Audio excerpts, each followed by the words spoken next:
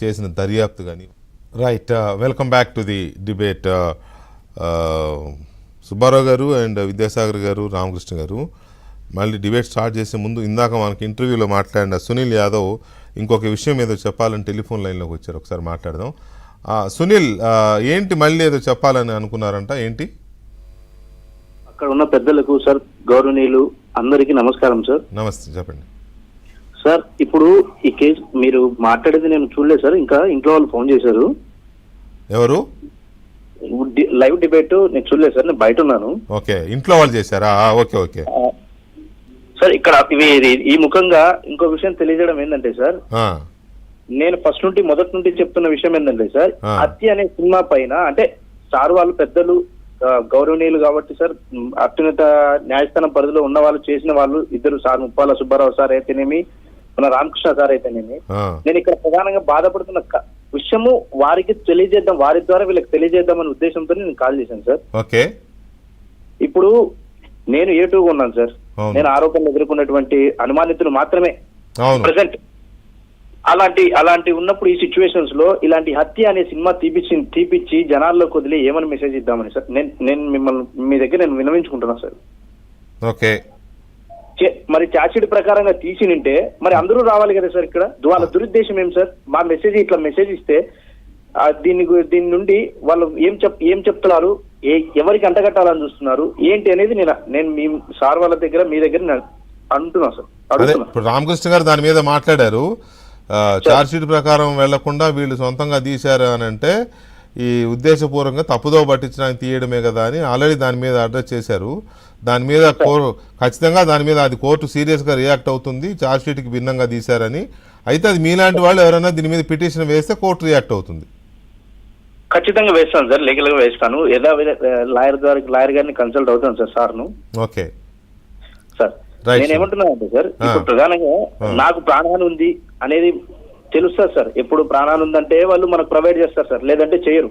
అవును, ప్రాణాలు ఉందనే జనాల్లోకి వెళ్ళింది అందుకే. ఎందుకంటే నోరిప్పితే ప్రాణాలు వచ్చేస్తారు సార్ ఎవరికైనా కానీ. నోరిప్పకుంటే ఇళ్లలో కూర్చుంటే మాత్రం ఏమీ రావు సార్.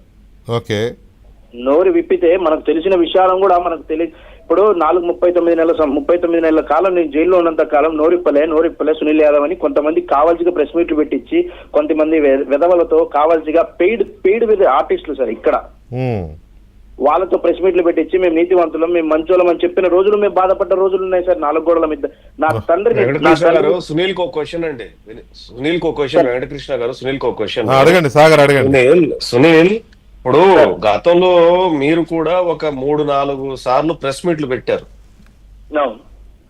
అంటే ఎవరు ప్రోద్బలంతో పెట్టారు? మీరు పెట్టారా, లేకపోతే మీ దగ్గర పెట్టించారా? సార్, నా పైన ఎవరు అధిపతులు లేరు, ఉండరు కూడా సార్.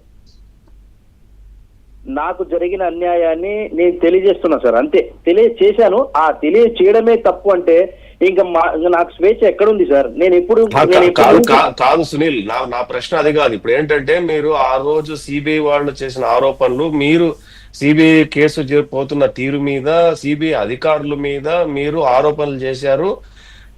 మోర్ ఓవర్ ఏంటంటే దస్తగిరికి వ్యతిరేకంగా కూడా మీరు ప్రెస్ మీట్లు పెట్టి మీకు పత్రికల వాళ్ళతో మీరు మాట్లాడారు, ప్రత్యేకంగా ఇంటర్వ్యూలు ఇచ్చారు, ప్రత్యేకంగా మీరు యూట్యూబ్ ఛానల్ తో కూడా మాట్లాడారు. అంటే నేను న్యాయస్థానం పరిధిలో ఉన్న దాన్ని పెట్టిన కండిషన్స్ నేను ఎక్కడ లిమిట్స్ క్రాస్ చేయలేదు సార్. నేను దాని గురించి కండిషన్ గురించి మాట్లాడలేదు. అంటే మీరు వాస్తవంగా అది ప్రెస్ మీట్లు పెట్టడం వాస్తవము, దస్తగిరి చేసే ఆరోపణల మీద మీరు రిప్లై ఇచ్చిన మాట వాస్తవము. ఈరోజు నేనేమంటా అంటే దస్తగిరి చేసిన ఆరోపణలు, గతంలో చేసిన ఆరోపణలు ఈరోజు మీరు కూడా చేస్తున్నారు. ఏం పెద్ద తేడా ఏం లేదు. అంటే ఆ రోజు మీ దగ్గర ప్రెస్ మీట్లు పెట్టించిన వాళ్ళు ఎవరు? మీరేమి దస్తగిరి మీద ఆరోపణలు చేశారా? లేదు మీరు ఎవరైనా చెబితే చేశారా? ఈ రోజు మళ్ళీ దస్తగిరి దానికి మీరు వస్తున్నారు కదా, దానికి ఏంటి కరెక్షన్ ఏంటి సునీల్ సార్?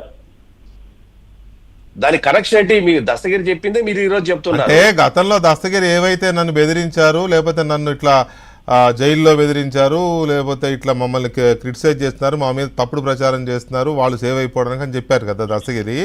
ఇప్పుడు మీరు కూడా అదే చెప్తున్నారు కదా. కానీ అప్పుడు మాత్రం విభేదించి ప్రెస్ మీట్లు పెట్టారు కదా. అప్పుడు ప్రెస్ మీట్లు పెట్టినప్పుడు మీ వెనక ఎవరున్నారు, ఎవరు పెట్టించారు అనేది సాగర్ గారు అడుగుతున్న ప్రశ్న. సార్ నేను ఎవరిని విభేదించి పెట్టలేదు సార్. 4 సంవత్సరాల ముందు నేను పెట్టలేదు. బయటకు వచ్చిన తర్వాత కొన్ని ఇంటర్వ్యూలో నన్ను అడిగితే దస్తగిరి గురించి అయితేనేమి న్యాయస్థానం పరిధిలో ఉన్నాడు సార్, నేను అతని గురించి మాట్లాడను అని చెప్పిన తప్ప నేను దస్తగిరి గురించి విభేదించి మాట్లాడలేదు సార్. నాకు జైల్లో బెదిరింపులు వచ్చాయా లేవనేది నేను ఈ రోజు ప్రూఫ్ తో సహా సార్ గారికి, ఎస్పీ గారికి కంప్లైంట్ చేయడం జరిగింది సార్. ప్రూఫ్ తో సహా, అంటే పలానా టైంలో పలానా కెమెరా ముందర పలానా వాడు బెదిరించాడు, ఆ సీసీ ఫోటేజ్ లో నాతో పిలిపించి మాట్లాడడం అవసరం ఏముంది అని సార్ గారికి తెలియజేయడం జరిగింది sir. Right, okay sir. Okay, thank you Sunil. Right, అది సుబ్బారావు గారు